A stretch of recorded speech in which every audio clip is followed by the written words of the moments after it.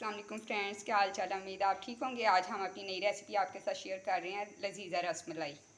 एक साइड पे मैंने दूध बॉयल होने के लिए रख दिया सॉस पैन में। आप देख सकते हैं ये दूध बॉयल हो रहा है। उसके बाद हम ये लजीज़ा रसमलाई जो है इसका मिक्सचर जो है वो बाउल में निकाल रहे हैं। अब हम अंडा ले रहे हैं। अंडे को अच्छी तरह से हम फेंट लेंगे, बीट कर लेंगे। हम ऑयल ले रहे हैं, 1 टीस्पून ऑयल अभी डाला है। इसके बाद दूसरा स्पून जो है वो भी ऑयल का, ये तीसरा स्पून, 5 टेबल स्पून। अब हम जो एग है जो हमने बीट किया था वो 5 टेबल स्पून हम इसके अंदर ऐड करेंगे। अब हम इसको अच्छी तरह से मिक्स करेंगे।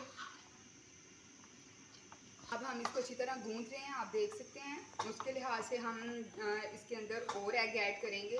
जब तक ये अच्छी तरह से गूंदा नहीं जाता या मिक्स नहीं हो जाता तो हम अंडे की मिक़दार ज़्यादा करते जाएंगे। अब हमने इसको अच्छी तरह से गूंथ लिया, आप देख सकते हैं इसका मिक्सचर रेडी हो गया। अब हम इसको छोटी छोटी टिक्कियाँ बनाएंगे या गोली टाइप छोटी से बनाएंगे। हाथों पे ऑयल आप अच्छी तरह लगा लें, उससे ईजीली बन जाएंगी। फ्रेंड्स आप देख सकते हैं ये टिक्कियाँ छोटी छोटी हमने बनाई हैं और इसको साथ साथ 1 बाय 1 आपने दूध में डालते जाना है ताकि ये अच्छी तरह दूध में जाके फूल जाएं और अंदर तक पक जाएं। ये देखें हम 1 बाय 1 इस दूध में ऐड कर रहे हैं टिक्कियाँ जो हमने बनाई थी। शुगर हमने दूध में ऐड नहीं की, वो आप बाद में ऐड कर सकते हैं जब। ये देखें फूल गई हैं हमारी टिक्कियाँ, आपको बिल्कुल सही नज़र आ रही होंगी ठीक से।